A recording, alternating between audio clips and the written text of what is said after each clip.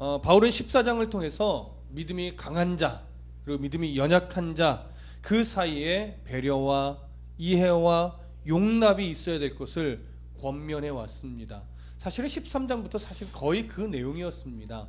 그 내용이 얼마나 중요한지 두 장에 걸쳐서 이렇게 강조하고 저렇게 강조하면서 계속 믿음이 강한 자와 믿음이 연약한 자 사이에 있어야 될 배려, 이해, 용납, 그 깊은 사랑을 계속 가르쳤습니다. 이제 15장에 들어와서는 그것을 조금 더 심화해서 믿음이 강한 자들에게 주어져 있는 책임에 대한 부분을 촉구하며 가르침을 또 주고 있습니다. 그러니까 이 내용에서 그리 벗어나진 않아요. 더 중요한 부분으로, 더 책임감 있는 부분으로 지금 들어가고 있는 겁니다.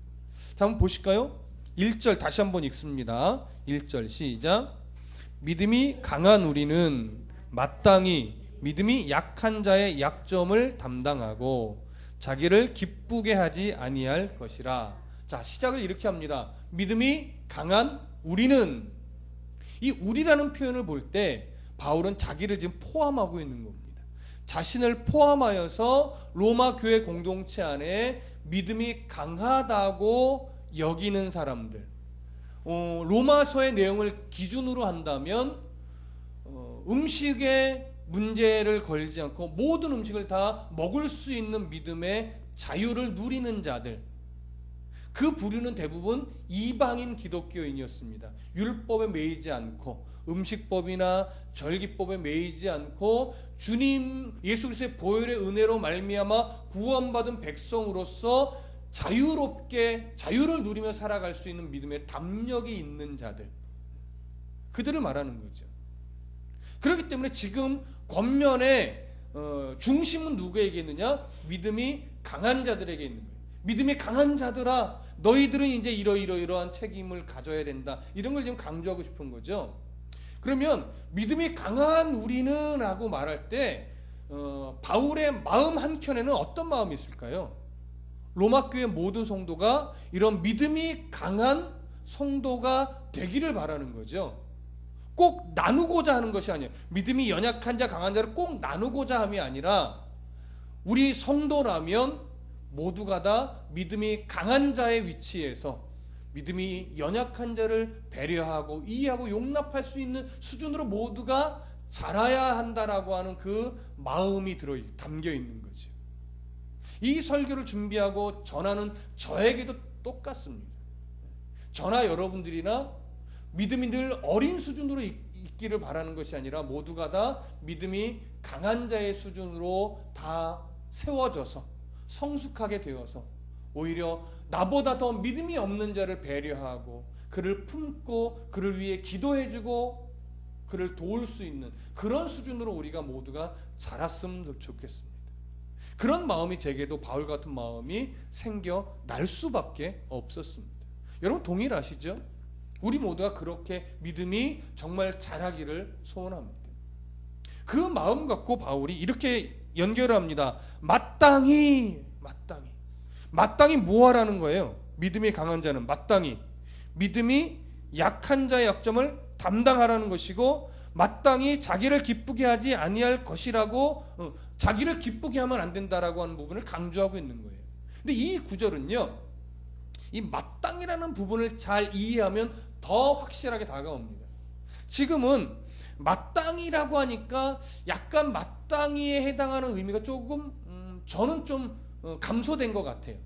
마땅이라고 번역된 이 헬라어 단어는요, 본래 어떤 의미냐면 뭐뭐할 의무가 있다 이런 의미. 동사입니다. 동사. 이러니까 동사처럼 안 보이는데 이건 동사예요. 그러니까 이 구절에서 이 동사가 굉장히 강조되고 있어요. 특히 헬라어 성경으로 보면요, 이 마땅이라고 하는 뭐뭐할 의무가 있다라고 해석되어야 될 이 동사가 문장의 맨 앞에 있어요. 제일 앞에 와 있어요. 그러니까 제일 앞에 와 있다는 건 무슨 의미예요? 바울이 이 부분을 강조하고 싶은 거예요. 어떤 책임이 있다 이거예요. 누가? 믿음이 강한 우리들은 아주 중요한 책임이 있음을 강조하고 싶은 거예요. 그러니까 촉구하는 거죠. 단순한 권면이 아니라는 거예요. 이렇게 했으면 좋겠어요. 이게 아니에요. 이런 책임이 있어요, 여러분. 하고 힘주어 말하는 거예요. 믿음이 강하십니까? 그러면 믿음이 강한 우리는 이런 책임이 있습니다. 뭐 하는 거예요? 강하게 촉구하는 거죠. 그렇게 되어야 한다고. 이게 단순하게 바울의 마음뿐일까요? 예수 그리스도의 마음이죠. 네. 성도를 세워가고자 하는 예수 그리스도의 마음인 거예요. 그러면 그 책임을 촉구하는 그 책임의 내용이 뭐냐? 바로 첫 번째는 약한 자의 약점을 어떻게 해요? 담당하는 거예요. 1절 중간에 믿음이 약한 자의 약점을 담당하라. 이게 믿음이 강한 자의 뭐다? 책임이다. 그러면 믿음이 약한 자의 약점을 담당하라는 건 무슨 말일까요? 여기서 믿음이 약한 자라고 하는 것은 로마서를 기준으로 보면 음식법에 매여서 우상에게 바쳐졌던 고기 먹기를 주저하고 오히려 채소만 먹겠다라고 하고 또 어떤 절기법에 매이고 율법에 매여서 예수님을 섬기는 신앙생활을 하는 그런 거죠. 그러니까 오늘날로 얘기하면 아직 신앙에 약점이 있어서 아직 신앙이 연약해서 어떤 물질에 매이고 근심에 매이고 때로는 나쁜 습관에 매이고 바른 신앙생활을 해야 될 건 알면서 아직 그런 어떤 내 안에 연약하여 매여 있는 부분을 믿음으로 딱 떨쳐내지 못하고 아직 거기에 전전긍긍하고 할 수밖에 없는 그런 연약한 성도들. 근데 그런 것은 너무나 다양해서 아주 한 예를 들기가 참 어려워요. 그렇죠? 그래서 내가 신앙인임에도 불구하고 그리스도인임에도 불구하고 이런저런 이유로 뭔가 매여 있는데 그게 좀 성숙한 사람의 눈으로 보기에는 아이고 저거 저렇게 매이지 않아도 되는데 이럴 수 있는 것들. 근데 그게 어떤 사람은 왜 그래? 그거 매이지 마 하면서 사랑의 겉면이 아니라 마치 지적질하는 것처럼 나가는 그거는 아니라는 거죠. 그러나 여기 약한 자 약점을 담당하라고 할 때 이 담당한다는 것은요. 그렇다고 해서 그들처럼 똑같이 나도 비난하지 않고 나도 똑같이 그것에 매이는 그것을 조심하는 이런 차원을 말하는 것은 아니에요. 그러니까 그들이 음식법에 매여서 안 먹는다고 해서 나도 그러면 나도 저거 먹지 말아야 되겠다. 이런 식의 꼭 먹고 안 먹고의 문제를 말하는 것이 아니라는 거예요. 그러니까 그의 약점을 담당한다는 것은 여기서 어떤 의미가 있냐면 그의 신앙이 약한 자, 연약한 자의 신앙이 하나님 앞에서 성장할 수 있도록 내가 철저하게 도와준다라고 하는 거예요. 그러니까 어떻게 도와줘야 될까를 고민할 줄 아는 거죠. 지적이 우선이 아니라 어떻게 하면 저 성도를 저거에 매여 있는 성도를 내가 도울 수 있을까? 기도해 주면서 품어주면서 이해하면서 어떻게 도울 수 있을까를 하나님 앞에 고민하여 지혜를 구할 줄 아는 자세. 이걸 말하는 이게 약점을 담당하는 거예요. 성경은 이것을 어떻게 말하냐면 너희가 짐을 서로 지라 이렇게 말합니다. 그래서 그리스도의 법을 성취해라 이렇게 말해요. 서로의 짐을 내가 지을 용기를 내지 않으면 그리스도의 법을 성취할 수 없다라고 하는 거예요. 그렇기 때문에 믿음이 강한 자들이 믿음이 연약한 자의 약점을 이해하고 용납하면서 그의 짐을 진다라고 하는 것은요 철저하게 자기 희생이 없으면 할 수 없는 일이에요. 그래서 이 부분이 참 어렵다라고 말하는 거예요. 요즘 세상에 어느 누가 자기 희생을 감수하면서 자기 손해를 감수하면서 자기 불이익을 감수하면서 믿음이 연약한 자를 도우려고 마음을 내어주고 때로는 물질을 내어주고 때로는 시간을 내어주고 이럴 수 있는 성도가 몇이나 되겠나요? 많지 않죠 사실. 근데 많지 않지만 의외로 또 많이 있어요. 없는 건 아니에요. 근데 이상하게 그런 사람 보기가 힘들어요. 우리 교회는 많이 보고 있겠죠? 보고 있죠? 이렇게 자신 없으면 안 되는데 보고 있습니다. 그런 마음들을 가지셔야 돼요. 그러니까 내가 희생할 각오, 내가 섬길 각오, 내가 좀 손해볼 각오하지 않으면 연약한 자의 약점을 담당할 수 없어요. 그러니까 폼나게 신앙생활 하려는 사람들이 주로 범하는 우가 그거예요. 내가 희생을 각오하지 않고 뭔가 폼나게 도우려 하다 보니까 어떤 짓을 해요? 지적을 하게 되는 거예요.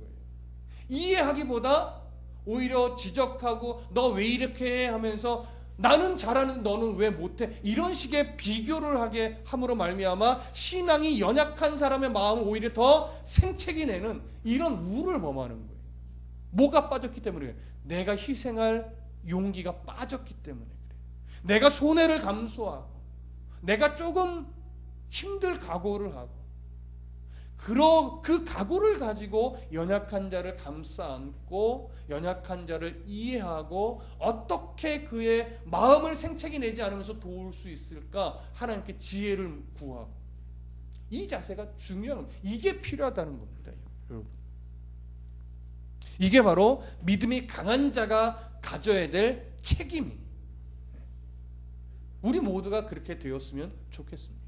그렇게 되어가고 있는 것이 또 보입니다. 분명히 그렇게 될 것입니다. 그리고 그 책임의 또 하나의 내용은 뭐냐면 바울이 두 번째로 이 얘기를 해요. 믿음이 약한 자 약점을 담당하고 두 번째로 자기를 기쁘게 하지 아니할 것이라. 여러분, 자기를 기쁘게 하지 아니한다는 게 무슨 의미일까요? 고린도전서 10장 33절에 가보면 이렇게 말씀하고 있습니다. 나와 같이 모든 일에 모든 사람을 기쁘게 하여 자신의 유익을 구하지 아니하고 많은 사람의 유익을 구하여 그들로 구원을 받게 하라.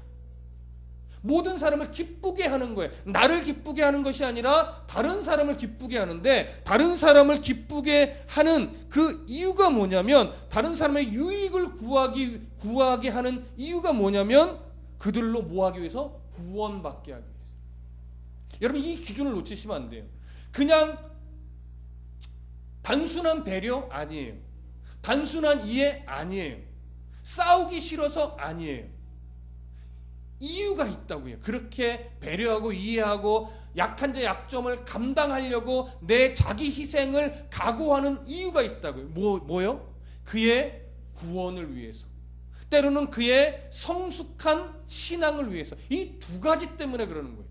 왜요? 이 두 가지가 무엇을 이루는 거냐면 그리스도의 법을 성취하는 거예요. 다른 말로 얘기하면 함께 성전으로 지어져 가기 위해서인 거예요.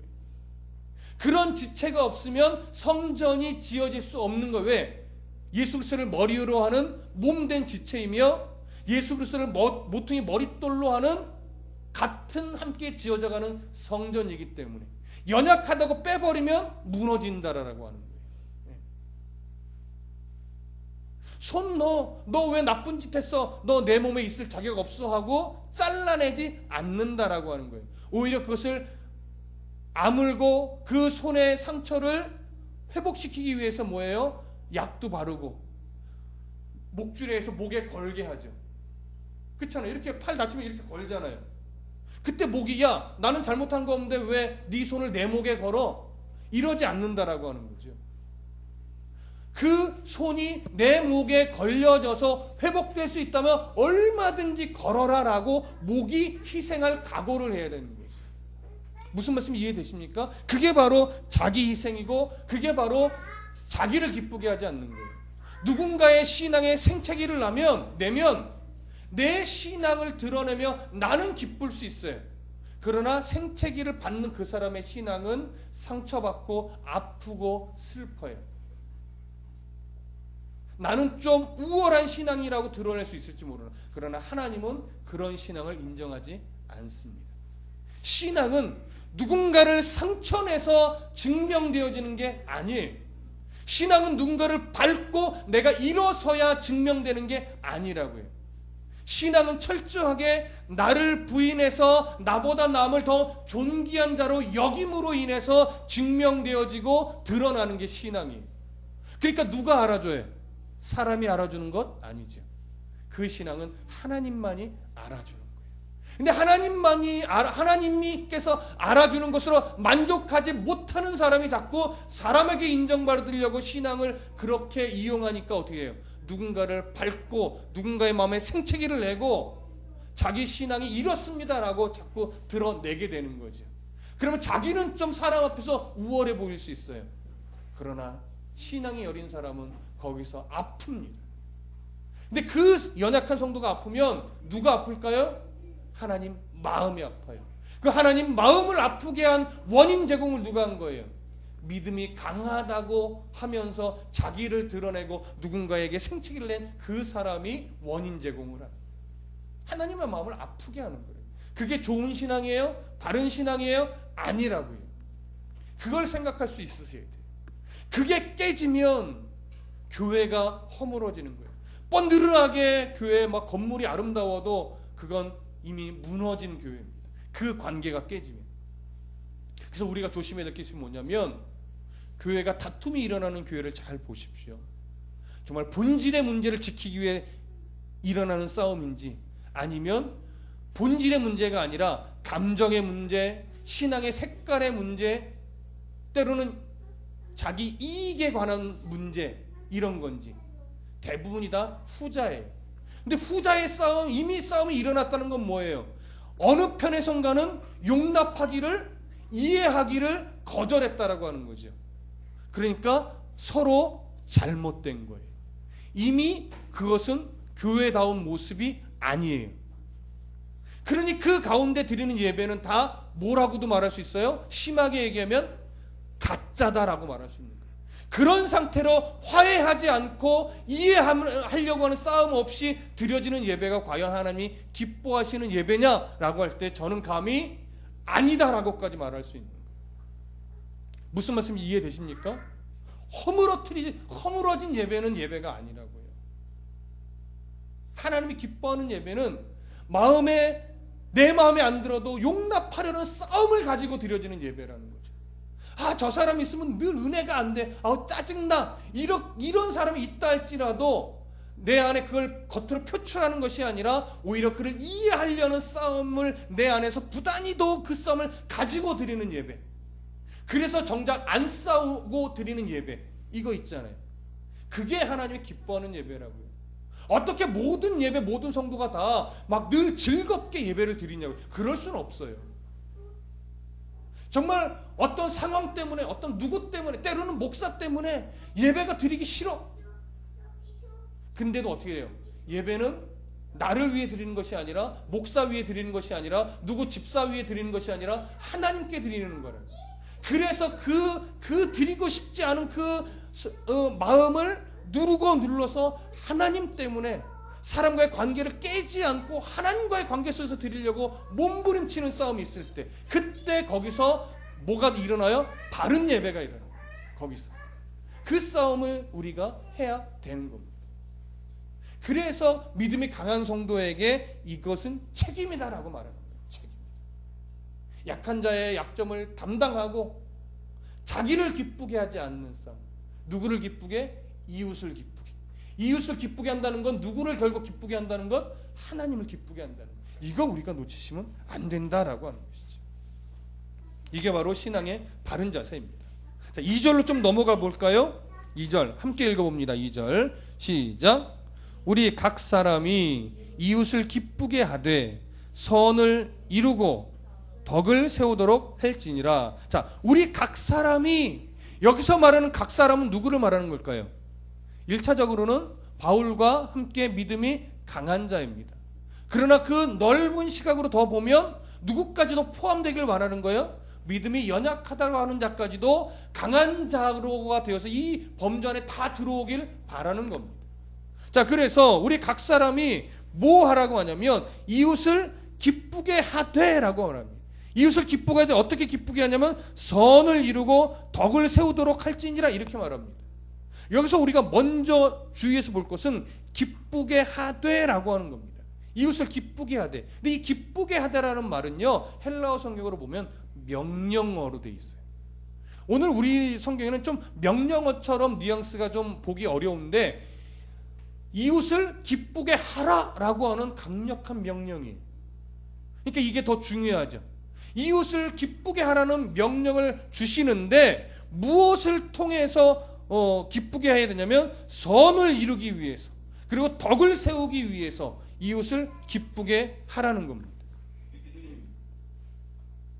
선을 위해서, 이웃을 세우기 위해서, 그래서 덕을 세우기 위해서 이웃을 기쁘게 하라, 이렇게 말하는 거죠. 그럼 먼저 생각해 보십시다. 여기 성경에서 말하고 있는 이웃의 범주는 어디일까요? 범주. 누구까지가 이웃일까요? 구약적 율법적 기준에 있어서 이웃은 이스라엘이라고는 혈통적 범위 아니었어요. 그렇죠? 거기에 매여 있었다고, 이웃이라는 개념은. 근데 예수님은 그걸 어떻게 풀어놓으셨죠? 나라와 민족과 성별을 초월해서 도움이 필요한 사람은 다 뭐다? 이웃이다. 근데 그것이 오늘 바울은 어떻게 조금 축소시켜 놨냐면, 믿음이 연약한 자, 같은 교회 공동체 안에서 나와 신앙의 색깔이 다를 수 있는 믿음이 연약한 자로 조금 축소시켜 놨어요. 그러니까 지금 로마서 안에서는 거기에 좀 축소를 시켜놨지만 이것은 더 넓게 어디까지 뻗어나갈 수 있다고요? 민족과 나라와 성별을 초월해서 복음이 필요한 모든 자에게까지로 확대할 수 있다라고 하는 겁니다. 그러나 1차적으로 복음 안에서, 오늘 본문 안에서는 교회 공동체 안에 나와 신앙의 색깔이 좀 다른 사람, 그게 바로 오늘 본문에 좀 더 강조되고 있는 이웃의 범위입니다. 자, 그 이웃을 뭐하라? 기쁘게 하라. 이것은 무엇과 대조돼요? 앞에 1절에서 자신을 기쁘게 하지 말라는 내용과 대조되면서 실질적으로 내용은 같은 겁니다. 이웃을 기쁘게 한다는 게 결국 무슨 의미겠어요? 남의 기분을 맞춰주라는 걸까요? 아니요. 분별 없이 맞춰주라는 것이 아니에요. 공동체 안에서 믿음이 연약한 성도들의 그 영적인 각성에 유익이 되는 일이라면, 그들이 성숙하게 되는 일이라면 나의 희생을 각오해서라도 그 필요를 채워주라는 거예요. 그게 이웃을 기쁘게 하는 겁니다. 자, 그러면 여기서 우리가 이웃을 기쁘게 하라는 어떤 전제를 놓고서 우리가 한 가지 분별해 볼 것이 있습니다. 사람을 기쁘게 하는 것과 이웃을 기쁘게 하는 것은 조금 다른 차원이라는 거예요. 성경은요, 사람을 기쁘게 하는 것에 대해서는 경고하고 있습니다. 무슨 말이냐? 갈라디아서 1장 10절에 이렇게 말을 해요. 이제 내가 사람들에게 좋게 하랴 하나님께 좋게 하랴 사람들에게 기쁨을 구하랴 내가 지금까지 사람들의 기쁨을 구하였다면 그리스도의 종이 아니니라. 여기서 말하는 사람을 기쁘게 한다는 것은 무슨 말일까요? 타협한다라고 하는 거죠. 세상이 두려워서, 세상에서 뭔가 아쉬운 게 있고 이런 본질적인 문제까지도 타협한다는, 구원에 관계된 부분이 아니라는 거예요. 타협하는 신앙, 이것은 아니라는 거죠.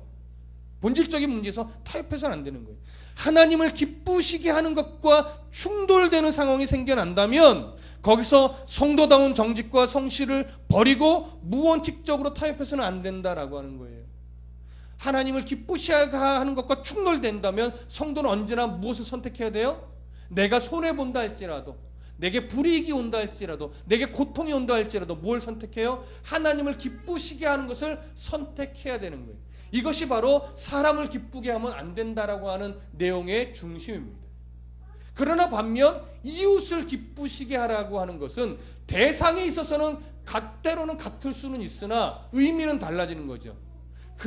그가 구원에 이르게 하기 위해서, 때로는 그가 더 깊은 신앙적 성숙을 이루어내기 위해서 내가 그를, 내 희생을 감수하고서라도 그를 이해하고 품고 용납하고 때로는 어떻게 도울까를 하나님 앞에서 고민하며 지혜를 구할 줄 아는 그러한 자세, 이게 바로 뭐예요? 이웃을 기쁘게 하는 겁니다.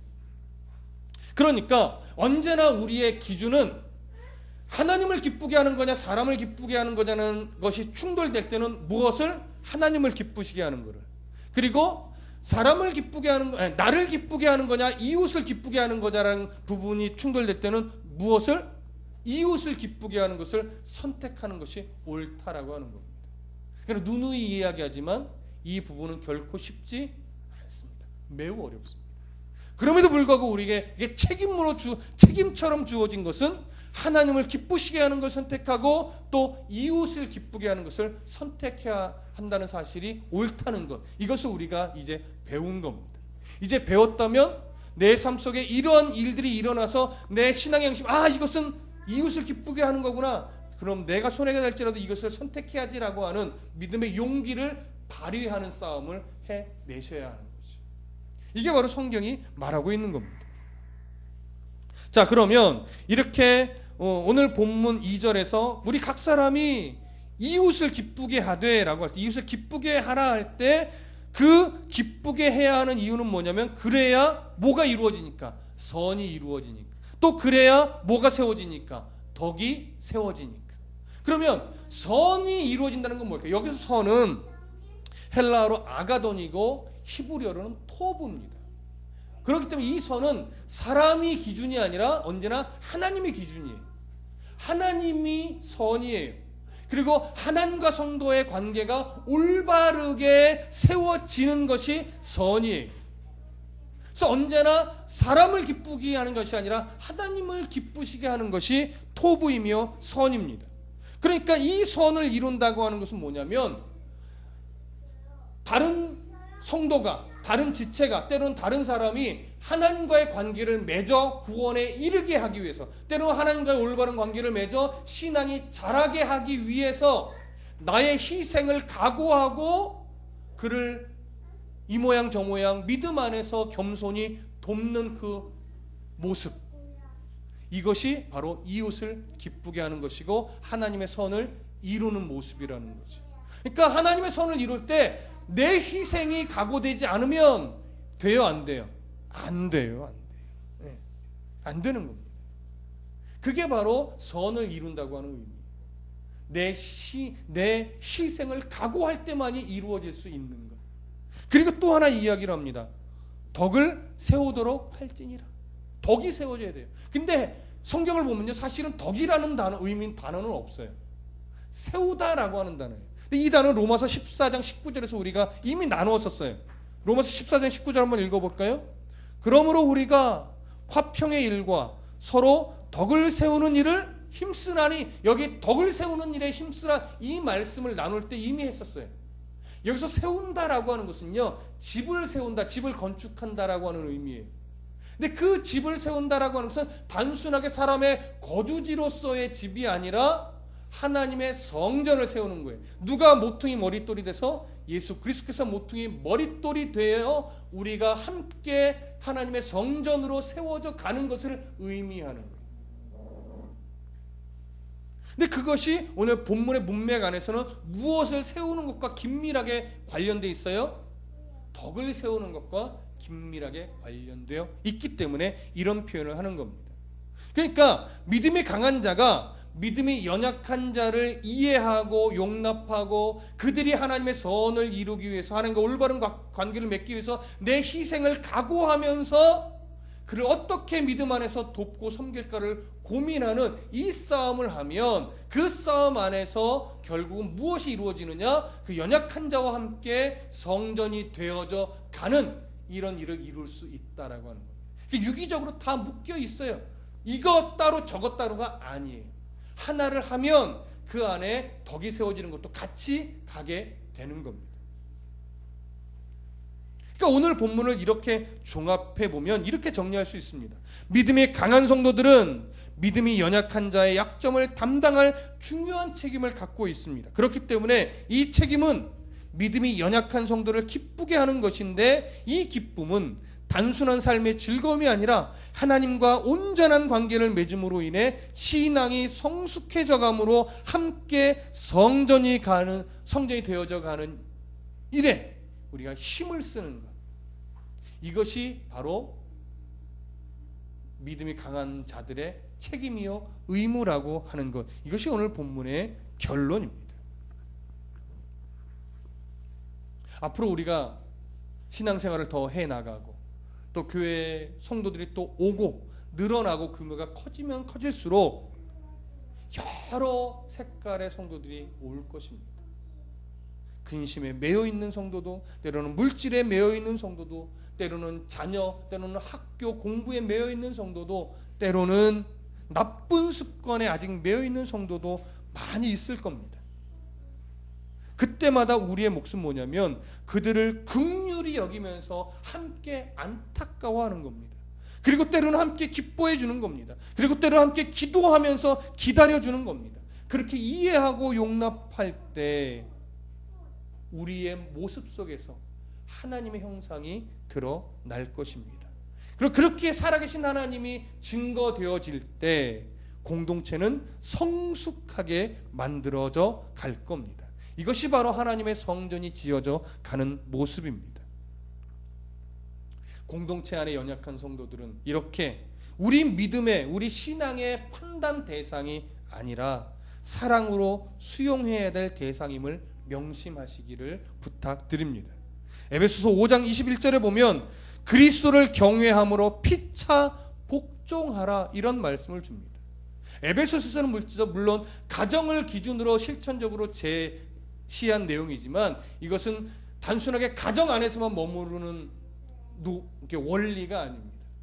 가정이 믿음 안에 세워지는 원리, 속으로 공동체가 믿음 안에 바르게 세워지는 원리, 교회가 믿음 안에 바르게 세워지는 원리의 첫걸음은 뭐냐? 서로 그리스도 안에서 복종하려는 자세, 나를 희생하고 복종하는 자리로 내가 들어가는, 섬기려고 하는 자리로 들어가는, 내가 희생하려고 하는 자리로 들어가는, 내가 낮아지려고 하는 자리로 들어가는 이 싸움을 서로가 할 때, 그때 그 공동체는 정말 아름답고 견고하고 우리 하나님이 기뻐하시는 공동체가 되는 것입니다.